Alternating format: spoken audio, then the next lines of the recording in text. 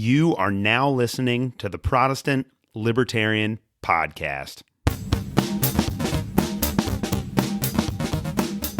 All right, guys, welcome to another episode of the Protestant Libertarian Podcast. We have a really, really good one for you today. I know last week's interview went a little bit longer than my episodes usually do, and this one might be a little long too, because we have a lot of ground to cover today. But I think that whether you're here for the Protestant side or whether you're here for the Libertarian side, I think that there's a lot that's going to be very interesting to you in this episode today. So, as I've said on the show before, my undergraduate degree was in biblical studies. I got it, as I said last week, from the now non-existent Cincinnati Christian University, and I'm very passionate about that, and I've tried to keep up with the field as much as I can since I graduated in 2012, and I read several books a year on various biblical issues. Like the biblical studies section of my library is by far the most the largest section of my library, even bigger than kind of my world history section, and so that's one of the reasons why I believe I have a unique perspective when it comes to like critiquing the economic analyses of biblical scholars.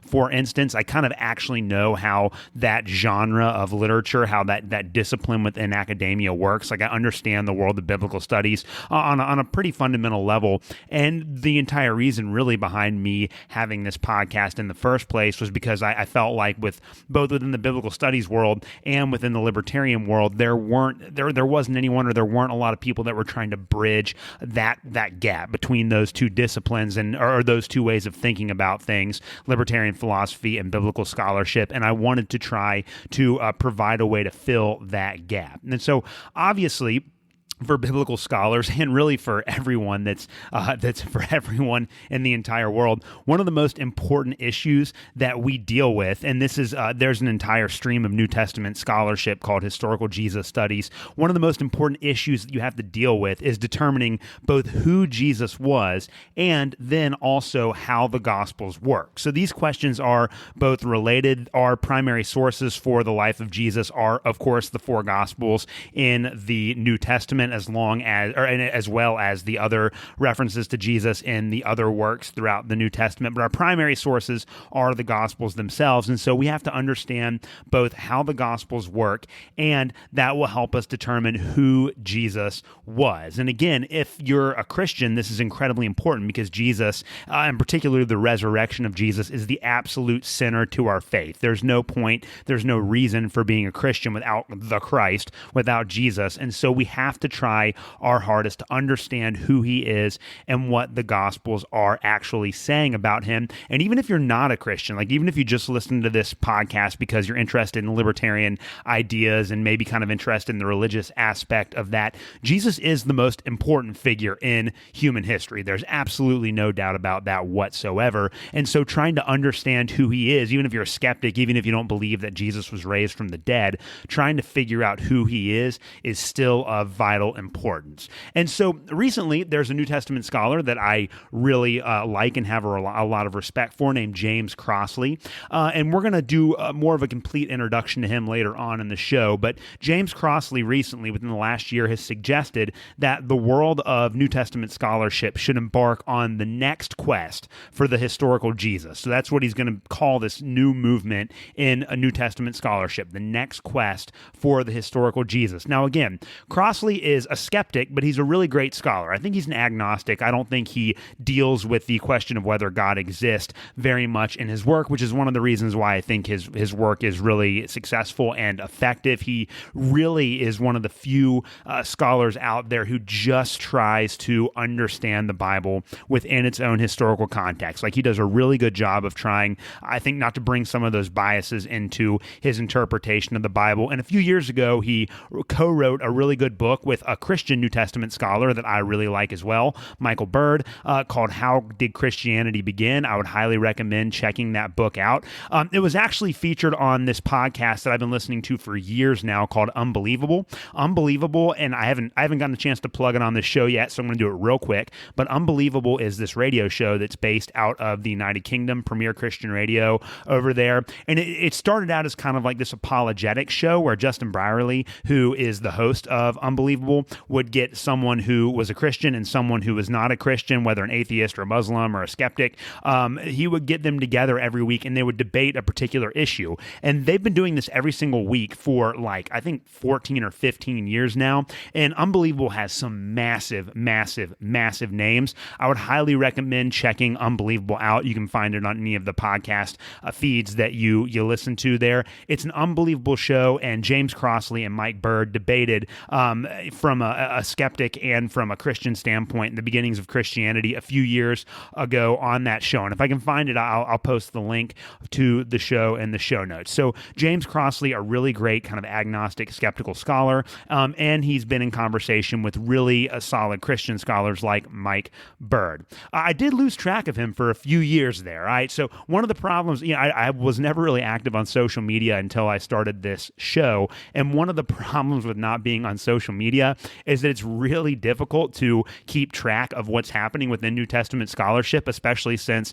many of the bloggers that I used to read frequently online for free have all moved to Substack. So I'm looking at you, Michael Bird. So now I have to pay to get their stuff, and I just don't do that. And so I lost track of him for a few years, but I wanted to figure out what was going on with James Crossley because, like I said, I've listened to him on Unbelievable, and I read How Did Christianity Begin? He's a great scholar. I have a lot of respect for. And so I looked him up on Twitter and discovered that he had made this proposal for the so-called Next Quest for the Historical Jesus, and that in the month of July, he was going to host a conference in England called the Next Quest Conference. So I became really interested in that, and I started following everything on the Next Quest. And at the time of the recording of this episode, the Next Quest Conference ended, I think, just yesterday. Or it might still be going on. I don't know.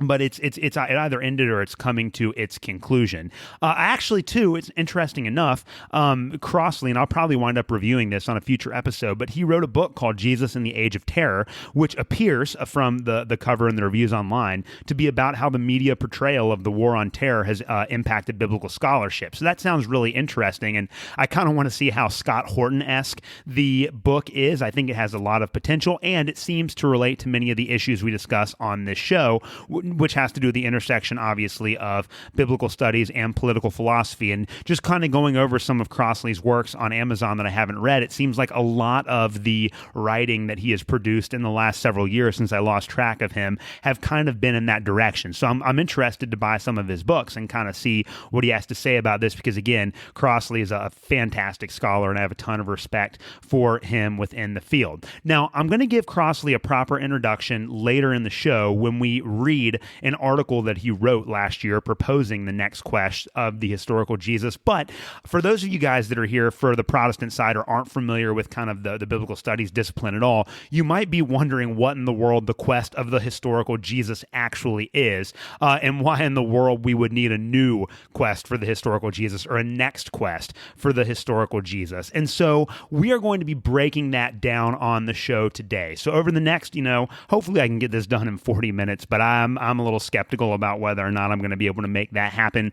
But we're going to do two things on this show. I'm going to review all of the previous quests for the historical Jesus. We're just going to do a big, quick overview of kind of the main currents of the quest for the historical Jesus. And then we are going to look, once we understand the background for the quest of the historical Jesus, we're going to take a look at Crossley's next quest. I actually have in front of me here, I printed off my computer, the article called The Next Quest for the Historical Jesus that Crossley wrote next year, which includes all of his proposals for the next quest. We're going to read that in its entirety because it's only a couple of pages long, and I'm going to talk about the good and the things that make me a little concerned from a libertarian perspective about the direction that quest might be taking. So we have to do, but again, before we can get to Crossley's article on the next quest for the historical Jesus, we have to understand what the quest of the historical Jesus is. And it was interesting because this is going to be one of those 2024, not 2024, maybe 2024. I don't know. It's going to be one of those 2023 things that I cover on this show. I want to do a 3 or 4 part series on the quest for the historical Jesus where I, spend a week looking at one period of the quest for the historical Jesus and going into detail about that. And that'll probably be something that I'll get to next year. But today you'll have kind of a nice big picture overview of the quest for the historical Jesus and how that has shaped the way that biblical scholarship has been written and understood spread over the last 200 years. So really, the quest for the historical Jesus begins, like many of the things that we discuss on the show, with the advent of modernity during the Enlightenment. And one of the characteristics of the Enlightenment was a skepticism towards traditional views about Jesus. And this is kind of like the Enlightenment in a lot of ways picks up from the Reformation, where the Reformation was skeptical about the power of the Catholic Church. The thinkers of the Enlightenment were skeptical not just about the Catholic Church, but about the Church in general, especially in light of all of the conflicts that the Reformation had created throughout Europe during the Middle Ages. And so a lot of the early Enlightenment thinkers were very concerned about criticizing the power of the church. And a lot of the times, the Enlightenment critique of the Bible had less to do with the Bible as a historical document than it had to do with the ways in which the church used the Bible to kind of legitimize its own power. And fair enough, like from a historical perspective, the conflicts that were created in Europe are not just about religion, but these debates over the Bible were definitely a big part of what fueled those conflicts in the late medieval period. So again, the Enlightenment begins to challenge and criticize traditional views about Jesus. And of course, the assumption was, and this is the really important part today, the assumption was made by a scholar that we're going to talk about in just a second, that the Jesus of history, the living, breathing man from Nazareth, had to be different than the Christ of faith, or the presentation of Jesus recorded in the Bible and taught by the church. And so historical studies on Jesus emerged as a discipline in the late 18th century, and they begin in the work of a man named Hermann Samuel Reimarus, who lived from 1694 to 1768. And Reimarus, I think, understood that his work was going to be incredibly controversial because he was going to make a bold proposal that the Christ of faith, the Christ that was taught in the church, was different than the actual historical Jesus. And so his work was not published until after his death by the great European philosopher Lessing. So his work is not published, as I said, until after he dies, but he was the first to make the forceful assumption that the historical Jesus was not at all like the one presented by the church. And so Reimarus's goal in his writing was that he wanted to analyze Jesus without the metaphysical aspects of Jesus's life. So again, these thinkers in the Enlightenment, they knew, or they thought they knew, that miracles were not possible. So if you get rid of the metaphysical aspects of Jesus that are proclaimed in the Gospels, if you get rid of his deeds of power or his quote unquote miracles, we can focus more on his role as a teacher, and that will allow us to understand who Jesus actually is. And so it is with Hermann Samuel Reimarus that we begin the quest for the historical Jesus. So this quest for the historical Jesus has been divided by New Testament scholars, and probably the world's most famous New Testament scholar. And, I know that it's cheesy to say that he's one of your favorite, but I'm just going to go ahead and do it. One of my favorite New Testament scholars, N.T. Wright, an English scholar whose work has just been incredible, especially his early work. He was one of the ones that was responsible for kind of helping New Testament scholarship to divide the quest into three distinct periods. And so the first period is just simply called the quest, or some people will call it the old quest for the historical Jesus. And this is the period that was kicked off by Reimarus in the latter half of the 18th century. The second quest for the historical Jesus is called the new quest, and the third period in historical Jesus research has been called the third quest. And this was the quest that I'm going to argue that N.T. Wright essentially brings to an end with his magisterial work, Jesus and the Victory of God. And we'll talk about all that here in a few minutes. So like I said before, I'm planning on doing a three-part series in the future, probably in 2023, where I devote an entire episode to each of these quests. Now, for libertarians, this is going to give me an opportunity to describe what has become a major theme in commentary on the quest, namely that the quests are kind of driven by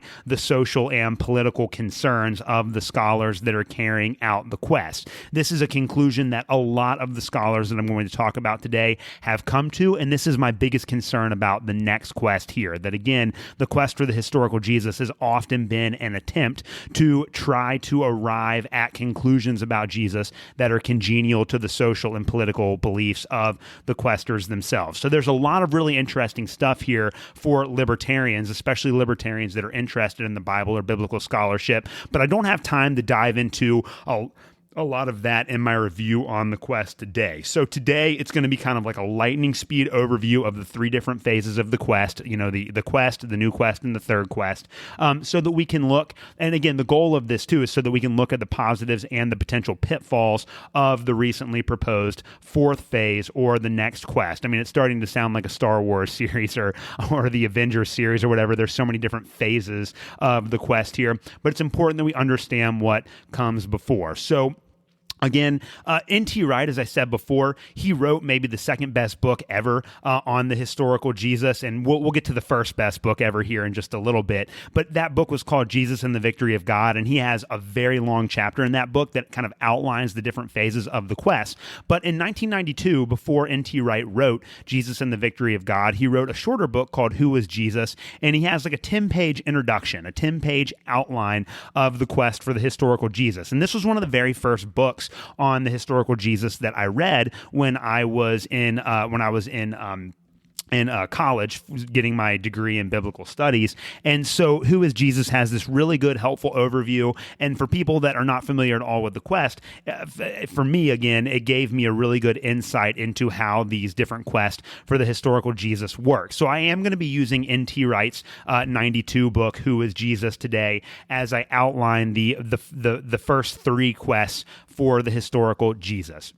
So the first quest for the historical Jesus, we're going to put a date on it. So it begins in 1778 when Lessing publishes pieces of Reimarus' work, and it ends in 1906 with the publication of the legendary German scholar Albert Schweitzer's book on the first quest for the historical Jesus, which was called The Quest of the Historical Jesus. And so really one of the reasons why we call this the quest, right, is that 1906, Albert Schweitzer publishes this book, and in German it's called From Reimarus to Wright, which are the two scholars that kind of bookend his study of Jesus scholarship in the 18th and 19th century. And the English version of that book would be called The Quest of the Historical Jesus. So it is from Schweitzer's work that we derive the term quest when applied to trying to understand the historical Jesus. And again, in Schweitzer's 1906 book, The Quest of the Historical Jesus, he reviews what scholars would later call the first quest, where most of the questions that drive modern historical New Testament scholarship about Jesus were raised. And so when we think about the quest for the historical Jesus, or the first quest for the historical Jesus, this is really building the foundation upon which all subsequent modern scholarship would be built. Now, I bought a copy of The Quest of the Historical Jesus. It's like a 1960s reprint of The Quest for the Historical Jesus. I bought it like 8 years ago, and it has been sitting on my shelf ever since. I've kind of dipped in and out when I've needed it for sermons or for teaching, but I've never sat down and read the entire thing until I think February of this year. So this winter, I finally got the opportunity to pick up The Quest of the Historical Jesus, and man, I really wish I would have read it about 8 years ago when I bought it. It is unbelievable. And again, whenever we have the episode on the first quest, this book will be the basis for everything that I talk about it. So it's really, really great. So again, going back though to Schweitzer's presentation of the first quest for the historical Jesus, it all goes back obviously to Reimarus. And again, Reimarus wanted to study Jesus without any of the metaphysical or supernatural information, because obviously from kind of the modern or Enlightenment perspective of Reimarus, none of that supernatural stuff could have happened. And so what Reimarus posits in his work is that Jesus has to be understood as a Jew. So he is a Jew who lives in a Jewish historical context, and that he was an eschatological preacher. And so the word eschatological, it's the technical term for the study of the end or the study of final things. And so when we talk about Jesus being an eschatological preacher, now every New Testament scholar has a different understanding of what Jewish eschatology is and how it works. But when we say that Jesus is a Jewish eschatological preacher, what we mean by that is Jesus was someone who, from within a Jewish context, was preaching about how God was going to bring history to a close, whatever that close might look like. And so God's creation is going to soon arrive at its intended destination. That's the idea behind eschatology. And so Reimarus believed that Jesus couldn't have done all the supernatural things that were attributed to him, and instead he tried to focus only on Jesus's words, and all of the miracles of Jesus were rationalized. And so a lot of the questers, and Reimarus is kind of the first to start this out, but a lot of the first questers that follow Reimarus Reimarus would offer naturalistic explanations for the miracles or the deeds of power that Jesus performed. So, for instance, like when Jesus walks on water, some of these first questers would say that he'd actually found like a kind of a shallow spot in the Sea of Galilee that he was walking on, or when he turned water into wine, he had some sort of device that allowed him to do that. That was the way that they would try to explain those, because again, in this Enlightenment perspective, the miracle, the supernatural, it's not possible, and so you had to find ways to explain those away.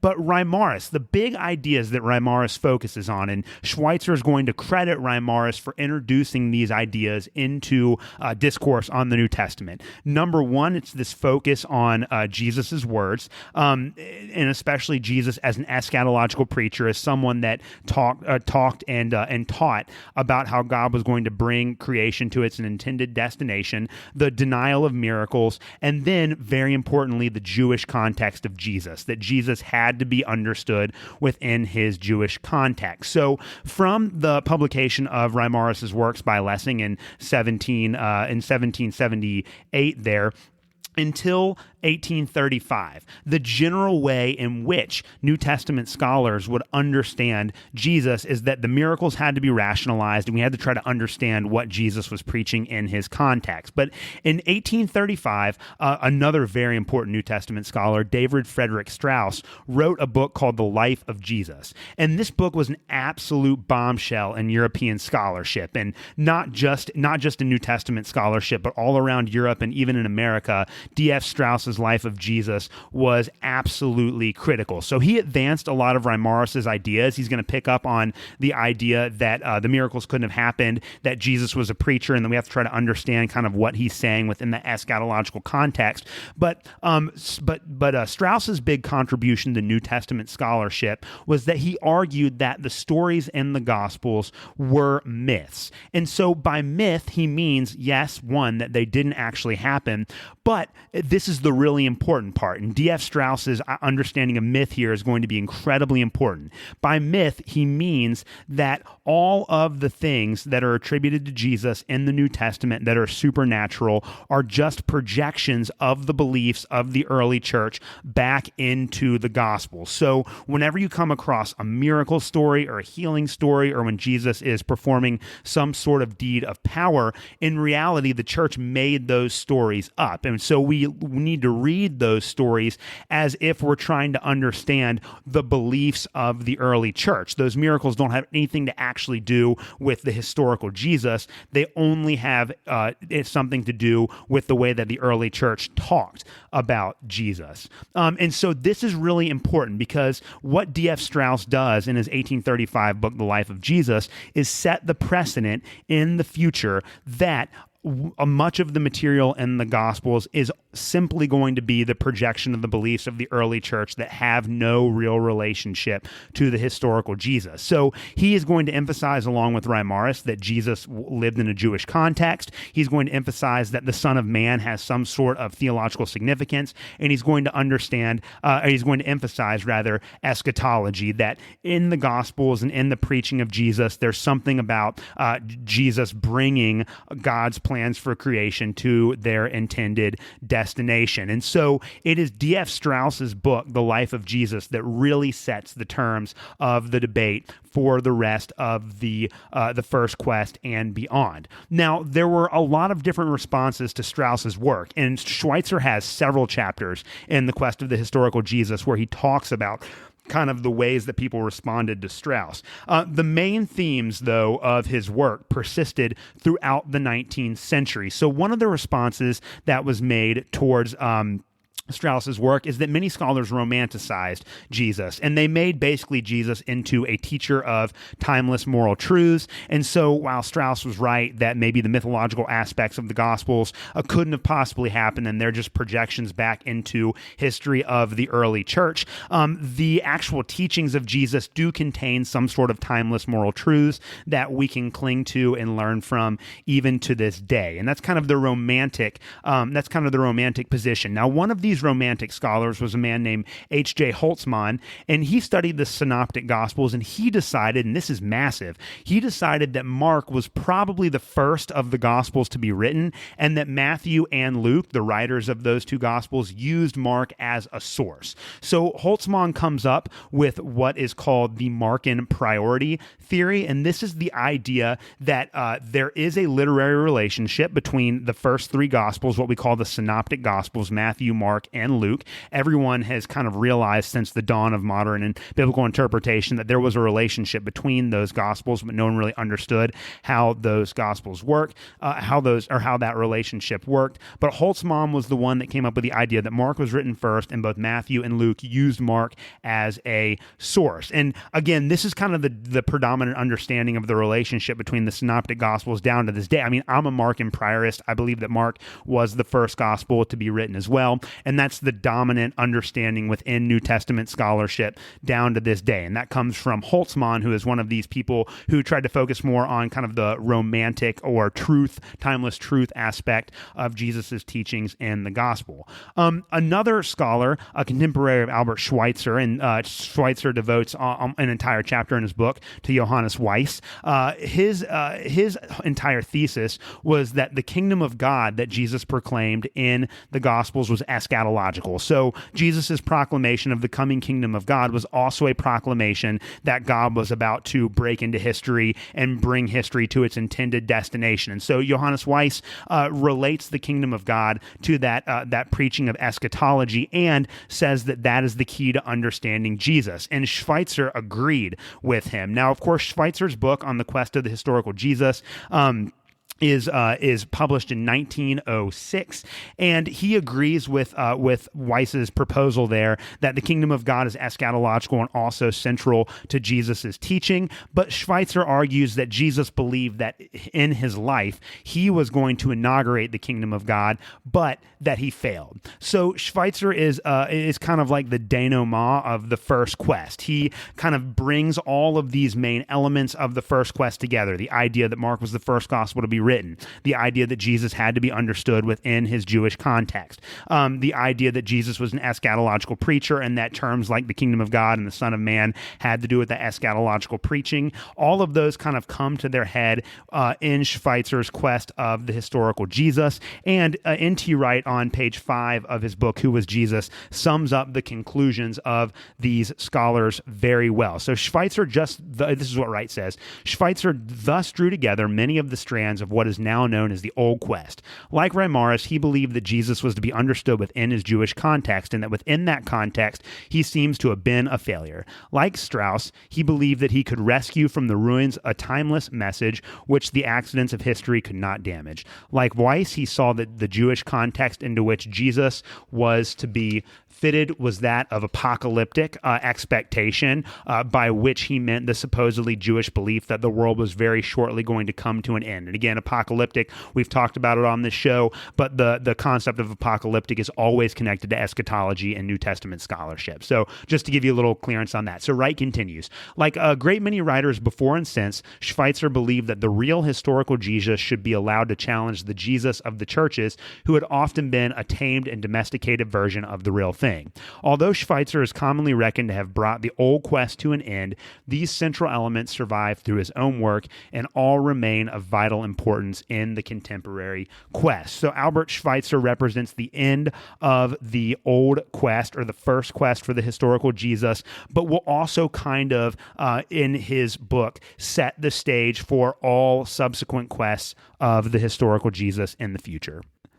Now, after Albert Schweitzer publishes The Quest of the Historical Jesus, many scholars become skeptical of the idea that the historical Jesus could ever actually be recovered, and a lot of scholarship developed around the insights made by D.F. Strauss that the Gospels might simply reflect the beliefs of the early church, and that it might be impossible to ever get behind the Gospels and recover the historical Jesus. And so essentially, the first quest ends in 1906 Jesus with the publication of Schweitzer's book, and it's not going to be picked up again until the 1950s. And so for about a 45 or 50-year period, there aren't any real quests for the historical Jesus, because it's just assumed, in line with D.F. Strauss, that the Christ of faith that is taught in the Gospels and by the churches has completely obscured the historical Jesus, that there's no way to get behind the Gospels to the actual historical figure himself. And so there's a deep skepticism between 1906 and the early 1950s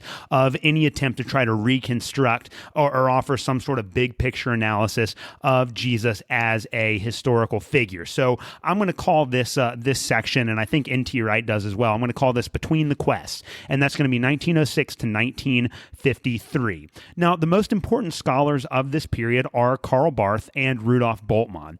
And these two scholars really represent kind of this skepticism towards the ability to quest for the historical Jesus, for the ability to kind of come up with this large-scale picture of who Jesus was historically. Both of them more or less determined that a study or a quest of the historical Jesus was impossible for the reasons that D.F. Strauss articulated about the miracles or the deeds of power of Jesus in his life of Jesus. Rudolf Bultmann is by far the most famous of these scholars, and Rudolf Bultmann developed an interpretive method or an interpretive technique called demythology, and he has a really good short book that I read about 10 or 12 years ago on this called Jesus Christ and Mythology, and Rudolf Bultmann goes even further than D.F. Strauss, and he comes up with this idea that basically everything in the Gospels was mythological, and all that they did was kind of all that the stories about Jesus in the Gospels actually did was reveal the beliefs of the earliest church. And so Bultmann's method of demythology was a way to try to literally demythologize or strip away the myths from the Gospels and get to not the historical Jesus, but to the church that was behind the Gospels creating them. Now, Bultmann's demythology would lead to an interpretive technique called form criticism. And form criticism is a technique that was widely employed in this period between the quests. And form criticism is where you take a look at the story or the forms of individual paragraphs in the Gospels to see how it was used in early Christian settings. And so you'd look at the parables, or you would look at some of Jesus's discourses, or you would look at the miracle stories, or you would look at the crucifixion stories, and you would use those. You would examine the forms of those stories or the forms of those materials in the Gospels, and you would try to see how that might have been used in the earliest Christian settings. So why was it that the early church would need to, for instance, make up stories about Jesus's healings, or why was it that Jesus's followers would need to make up stories about Jesus sitting with a tax collector? What do those individual forms in the Gospels say about the way in which the early church constructed them? And so again, instead of there being some historical Jesus behind the Gospels, all you have with form criticism is an attempt to understand the church behind it. And so in reality, you're analyzing the Bible not to understand the Jesus of history, but you're analyzing the Bible in order to understand the people that wrote it. Now, one of Bultmann's scholars named Ernst Käsemann, again, there are a lot of German names here, so I know I'm mispronouncing some of them, but that's just a part of me being a predominantly English-speaking person. So Ernst Käsemann gives this lecture on October 20th in 1953, and N.T. Wright says that this marks the beginning of what he is going to call the New Quest. Now, Käsemann is a student of Bultmann, and while Käsemann is, like Bultmann, very skeptical that there is kind of a robust historical Jesus that can be discovered behind the Gospels, he argues in this lecture in 1953 that there has to be some connection with the proclamation of the early church that form criticism is designed to find in the Gospels and the actual historical Jesus. In other words, there is a relationship between what the earliest church says about Jesus and the historical Jesus himself. And so Käsemann and his other new questers for the historical Jesus are going to develop what are known known as criterion of authenticity. And so essentially this kind of takes Bultmannian demythology to its next level. So Bultmann wanted to kind of tear down everything in the Gospels to get to the heart of what the early church was preaching about Jesus, whereas Casamon said, well, some of the stuff that's in the Gospels has to actually go back to the historical Jesus himself. And so the question for the new questers becomes, how do you decide in the Gospels what authentically goes back to Jesus, and how do you decide whether or not something in the Gospels was just a creation of the early church? And so these criterion of authenticity that were created by the new questers were criteria that were used to determine whether a saying was authentically Jesus or whether it was simply a product of the early church. And a couple of samples of some of these criteria were this. And again, all of these criteria were designed to say, if a certain saying or a certain passage or a certain story in the Gospels meets this criteria, then it is most likely authentic, and it most likely goes back to the historical Jesus. So one is the criterion of dissimilarity, and the idea for the new questers was that if a saying is not found in the early church or in contemporary Jewish writings, it's legitimate. So if Jesus says something that Jews wouldn't have been saying, and that the Greco-Romans or the early church wouldn't have been saying, then it probably authentically goes back to Jesus. Multiple attestation is another one. If a saying is found in more than one strand of the tradition, then it is a legitimate tradition. So if Matthew, Mark, and Luke all say or claim that Jesus said the same thing, then Jesus probably said that thing. It wasn't just a product of the early church. Consistency is another one. If a saying fits with a tone or a theology that's already proven to be legitimate. So in other words, if you can determine based on other criterion of authenticity that Jesus did or said something, and you see another piece of material in the Gospels that is consistent with that, then it probably accurately goes back to Jesus. All of these are examples of these criterion of authenticity. And the goal of these criteria was to separate in the Gospels, to kind of sift in the Gospels out the things that Jesus might have actually done or said from the things that were just creations or projections of the early church. So it kind of walks that middle line between D.F. Strauss and Rudolf Bultmann with those criterion of authenticity. Now, this movement, and this is for those of you guys that are a little bit older, you're probably going to remember this, but this movement really reached its peak with the Jesus Seminar in the 1980s and 1990s, which was the Jesus Seminar was a group of scholars who tried to reconstruct the historical Jesus using these criterion of authenticity. And so they take Holtzmann and the scholars that followed him, they took their developments into consideration, and they built this group called the Jesus Seminar, and it was led by a couple of very famous New Testament scholars, Dominic Crossan and Burton Mack. And they tried to pull all of these criterion of authenticity together to come up with one big picture historical reconstruction of Jesus. They were going to use these new quest tools of criteria of authenticity and finally get behind the Gospels to the historical Jesus. They were going to sift out what the church said about the historical Jesus in the Gospels from what Jesus himself actually said. Now, the problem with this is that these criterion proved to be extremely ineffective at separating the historical Jesus from the Christ of faith in the Gospels. And one of the points that a lot of people that were critical of the Jesus Seminar in particular and the New Quest in general made was that a lot of these criterion of authenticity were often deeply subjective, and what was often counted as authentic was largely based on the political commitments of the members of the Jesus Seminar. And since the Jesus Seminar was comprised largely of kind of, leftist, liberal scholars from the 1980s and early 1990s, another New Testament scholar, one of N.T. Wright's research assistants, Nick Perrin, said that the Jesus that was produced, the historical Jesus that was produced by the Jesus Seminar, basically all we could say about him is that he would have been an environmentalist and he would have voted against Ronald Reagan in the elections in 1980. And so there was kind of this growing skepticism towards these criterion of authenticity within New Testament scholarship. And I think eventually N.T. Wright's Jesus and the Victory of God, which was published in 1996, 1997, really, he goes a long way to kind of demonstrating conclusively the failures of the new quest. And really, it's the new quest kind of comes up on the rocks, hits the rocks on the shore, so to speak, in 1997 with the publication of N.T. Wright's Jesus and the Victory of God. This, of course, is going to bring us finally to the third quest.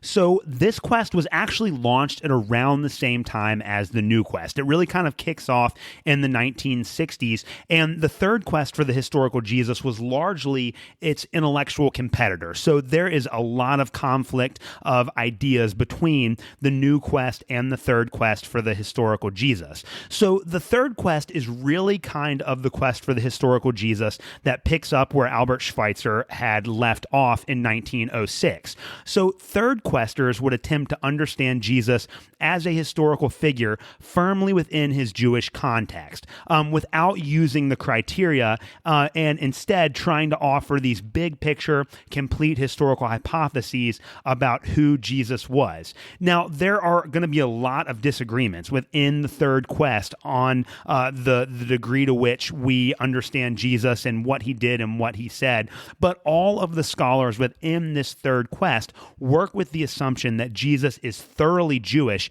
and that all of his works and deeds need to be understood within a Jewish context. And so all of these themes that have been emphasized by the first quest and that came to a head in Schweitzer, eschatology, the Son of Man, Jesus's preaching, all of those first quest issues are at play in the third quest. And again, it's kind of an attempt to go further than the Boltmanian or Casamanian new questers, and develop a big picture, kind of holistic understanding of Jesus as a historical person. Now, I said before that my favorite book ever on the historical Jesus was not N.T. Wright's Jesus and the Victory of God. That is my second favorite book on the historical Jesus. My first, and I think the most important work of third quest scholarship, is Catholic scholar Ben Meyer's 1979 work called The Aims of Jesus. And N.T. Wright is the reason why this is so important, okay? Now, Ben Meyer's work was overlooked by much of Protestant scholarship, as N.T. Wright acknowledges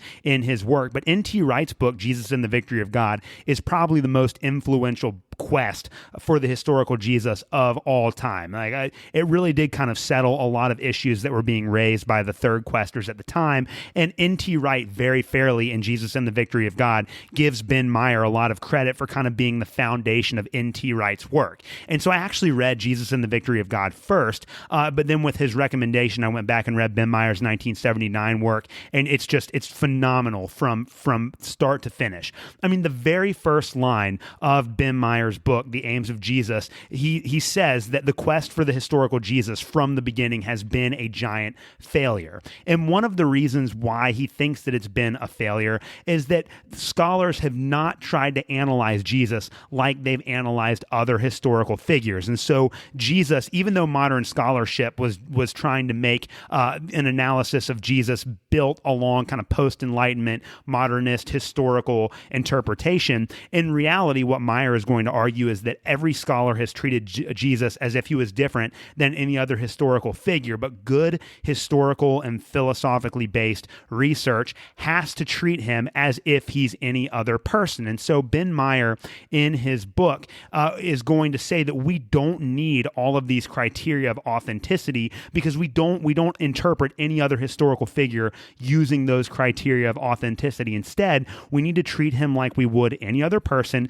We need to look critically at the sources that we have, namely the Gospels. We need to be aware, yes, and he admits this, that there are going to be elements in the Gospels that reflect the beliefs of the early church, but that we can actually get back through the Gospels to the historical Jesus. And he argues, too, that the Gospels themselves actually probably provide some pretty good historical evidence for who the real Jesus was. And so his book is called The Aims of Jesus, and it's built on this idea that Jesus, as a historical person, had aims. He had goals that he wanted to accomplish in his life, and he has intentions. And an intention is a way that somebody goes about accomplishing the goals in their life. Now, I let a really good friend of mine at the end of the school year borrow my copy of The Aims of Jesus, which is one of the reasons why I haven't done a podcast on the quest yet, because I want to do an entire week on just that book alone. There's so much good stuff in it. But one of my good friends is borrowing that book. So Justin, if you're listening to this, I hope that you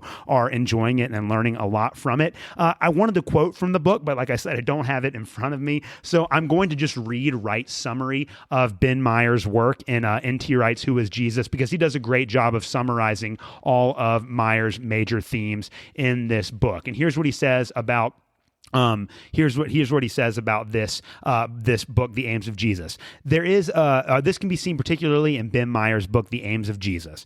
In a long introduction, he not only sheds new light on the philosophical and theological roots of the quests, old and new, but also suggests a fresh approach to our knowledge of Jesus based on the distinction between the outside and the inside of historical events.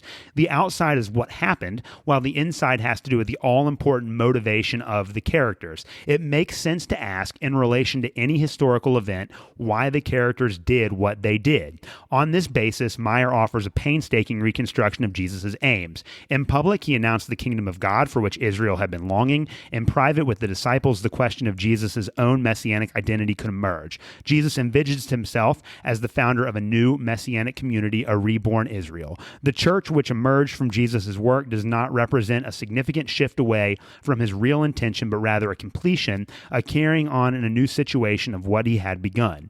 It is a pity that Meyer's work, at once both brilliant and cautious, a model of wise and patient scholarship, has not had more impact on the recent spate of popular writings about Jesus. Again, my theory is that Ben Meyer was a Catholic, and it's been unfortunately ignored by mainstream Protestant interpretation. But that's just my my perspective on that issue there. But again, Ben Meyer's book is kind of like the high watermark of the third quest, and it sets the stage for N.T. Wright's Jesus and the Victory of God, which was published in 1997. So N.T. Wright's Jesus and the Victory of God really brings us to the end of the third quest for the historical Jesus. So he attacks these ideas of the new quest, the ideas that the criterion of authenticity are objective, and that the criterion of authenticity help us sift out what is authentic about Jesus and the Gospels and what are creations of the earliest church. Wright's going to attack those viciously in that book and show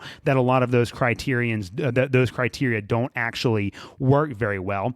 He develops Meyer's thesis in this book as well. And so the big thesis that Wright comes up with is he claims that Jesus was the last great Jewish prophet who believed that it was his goal to bring about the kingdom of God and the restoration of Israel, and that by doing this, he would be inaugurating the world to come. And again, it's outside, unfortunately, of the scope of this podcast to give a full analysis to Jesus and the Victory of God, but suffice it to say, one day, the Aims of Jesus and JVG will both get the respect they deserve. Now, N.T. Wright's work, JVG, was accepted by, and that's the abbreviation for Jesus and the Victory of God, because I'm just getting tired of saying it and I'm running out of time on the podcast here.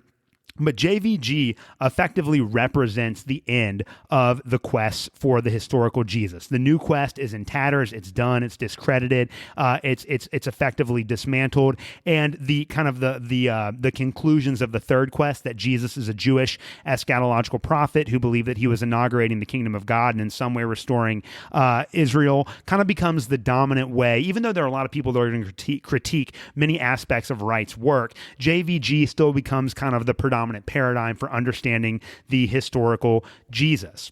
So what's been going on in the world of Jesus scholarship since 1997, since the publication of Jesus and the Victory of God? There are two really important scholars that aren't questers, but that need to be mentioned here as well. Gospels research has mostly been about trying to analyze the sources from which the gospel writers got their information about Jesus. So in other words, it goes back a little bit, I guess, to D.F. Strauss and Holtzman, where they want want to kind of understand the historical church and the authors of the Gospels and how those authors developed the Gospels as they did, but without offering any sort of big picture analyses of the presentation of Jesus in the Gospels. So they're looking more at how the Gospels are used as historical sources. So James Dunn, the late James Dunn, one of my favorite New Testament scholars of all time, who sadly died of cancer in 2020 in the middle of the COVID pandemic. So it's very sad that that happened, but also the timing was not great for him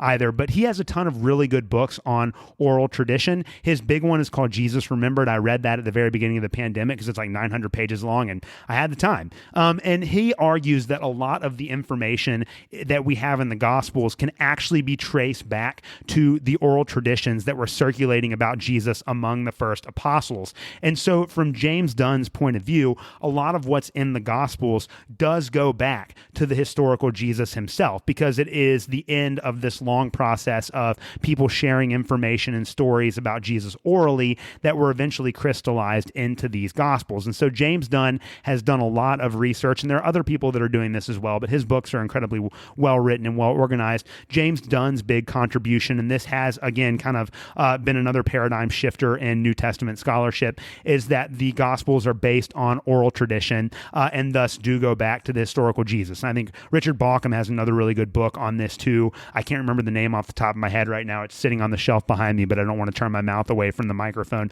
The other one is Mark Goodacre. Mark Goodacre is an excellent scholarship. He's got a big podcast. He doesn't release much for it anymore, but it's called the NT Pod, where he deals with a lot of gospel studies issues. If you want to dive into this more, please go like and subscribe to the NT Pod. It's extremely helpful. One of the most important ideas that's developed in gospel scholarship over the last, 150 years or so goes back to, Holtzmann, as we said, one of the first questers, came up with this idea that of Mark in priority, that Mark was the first gospel to be written, and both Matthew and Luke used Mark as a source in his gospel. And so one of the developments of that thesis that he came up with was that if you look at Matthew and Luke, a lot of the content that can be found in Matthew and Luke are similar to each other, but they're not found in Mark. And so there's all of this content in Matthew and Luke that they have in common that's not shared in Mark. And so one of the ideas that was developed to explain this theory is the idea that there was another source, primarily a source that has to do with what they call a saying source. So again, a lot of the material that Matthew and Matthew and Luke have in common that is not in Mark is sayings material. So these speeches or these words that Jesus says. And so one of the theories that was developed was the two-source theory. And so it came up with this, New Testament scholars came up with this idea that there had to be a second source behind Matthew and Luke instead of just Mark. So yes, Matthew and Luke both use Mark as a source, but there has to be another source. And since the material in Matthew and Luke that they had in common was mostly sayings material, they believe that this was a saying source. And they call this source Q. And the reason why they do that is the German word for source is Quelle or however you pronounce that in German, and it begins with a Q. So the two-source hypothesis is a Mark in priority priorist hypothesis, but it postulates that behind Matthew and Luke are Mark and then this Q source, this source of sayings material that both Matthew and Luke borrow from. Now, there are a lot of problems with the Q theory, and I don't believe in the Q theory at all, but the reason why I don't believe in the Q theory anymore is because of Mark Goodacre, and he's done a lot of work in the last 20 years to try to disprove Q. And I just read, actually, last year, there's a collection of essays that he edited, and I think he even contributed one essay to it called Questioning Q, and he just tries to dismantle this idea that there's some saying source, and his whole concept is that we should try to understand that the relationship between Matthew, Mark, and Luke are different than that, we don't have to postulate this hypothetical second source for Matthew and Luke in order to explain the literary relationship between the three synoptic gospels. And he also kind of gives credence to the idea of oral tradition as well, that the oral tradition as proposed by James Dunn might be a solution to that literary relationship issue. And that's essentially where Jesus scholarship has been over the last 20 years since the end of the third quest. Now, I'm looking at my time up here, and we've been going on for about 55 minutes at this point. And so what we're going to do is I'm going to do a full review of James Crossley's proposals for the next quest for the historical Jesus, the fourth phase of historical Jesus research. But we're going to take a look at that next week. So I'm really glad that you guys were able to make it to the end of the show. I think we have an excellent review of the quest for the historical Jesus, what's at stake in those quests, where gospel scholarship has been successful and kind of making inroads over the last 20 years. And this is going to set us up for a very deep analysis of the next quest for the historical Jesus, which we will cover next week. Thank you guys very much for making it to the end of the show today. I'm looking forward to talking about this with you guys more on the podcast next week. We'll see you then. Thanks for listening to another episode of the Protestant Libertarian Podcast. If you have any questions or comments or thoughts about the show, please reach out to me at theprotestantlibertarian@gmail.com. You can also follow me on Twitter @ProLibertyPod. Again, you can follow me on Twitter @ProLibertyPod. You can also support the show by leaving a rating or a review on your favorite podcast app. Thank you guys so much for listening, and we'll see you next week.